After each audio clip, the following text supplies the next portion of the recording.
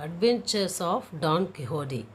Once upon a time, in a village called La Mancha in Spain, there lived a man who loved to read about knights.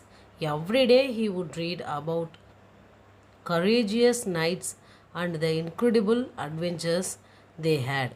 He was so absorbed in these stories that he hardly remembered to eat or sleep. The days of night and squares of exciting adventures and romances come alive in the hilarious account of Don Quixote's travels. As years passed, Don Quixote imagines himself placed in the world of knights. He convinces Sancho Panza, a peasant from the same village, to be his squire. Don sets on a journey in search of a squire. He meets Sancho Panza. Sancho, how would you like to become my servant and accompany me on a great adventure? Your servant? Yes, if you serve me faithfully and honestly, I will reward you with an island. An island? Are you serious? I vow it upon my honor as a knight. So, will you come with me? Yes, master, I will come with you. The two men set out on a journey together. On the hill in front of them, they could see a large old windmill.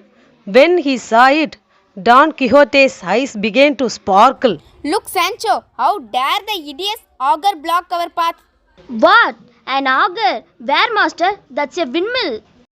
I tell you, these are augurs, and if you are afraid of them, go aside and say your prayers while I engage them in combat. Master, that's a windmill. Don Quixote flew towards the windmill and collided with it. Ha! Prepare to face my spear, augur? Unfortunately, Sancho's shouts and warnings passed unheard.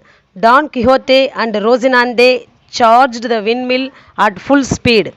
Master, are you alright? See, I told you it was just a windmill. Did I not give you a fair warning? Look, Sancho, the augur is more seriously wounded than I am. You are absolutely right. You are a great knight indeed, and you have defeated the fearsome windmill beast. Listen to me, Sancho. Someday people will write off our great exploits, but we must prove worthy of that honor by vanquishing villains and upholding justice. Do you understand? In fact, the windmill was working perfectly fine.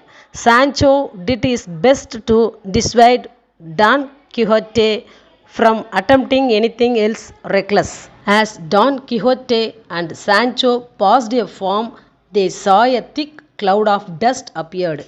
Don told him that there was undoubtedly a prodigious army marching in the direction.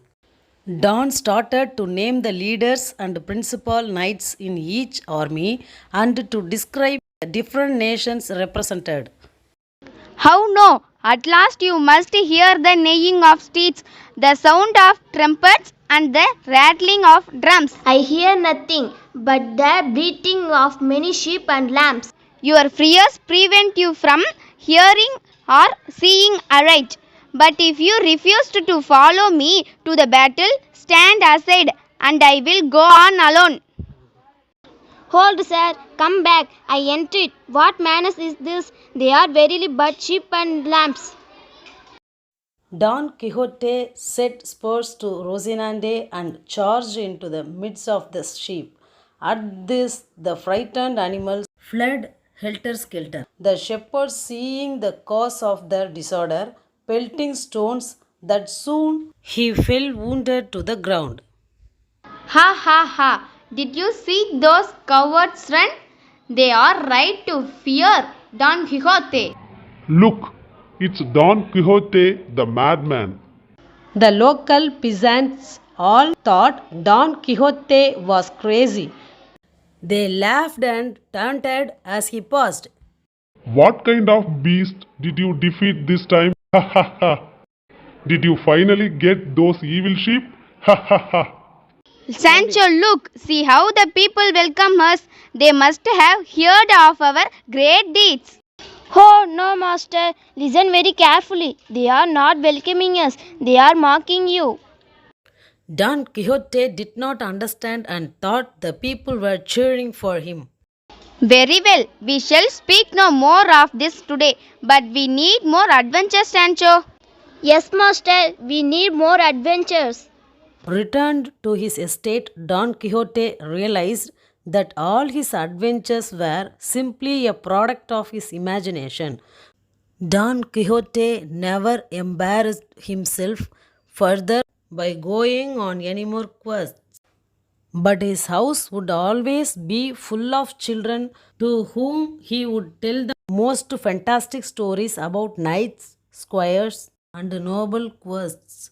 And all lived happily together, going on many more adventures in their imagination.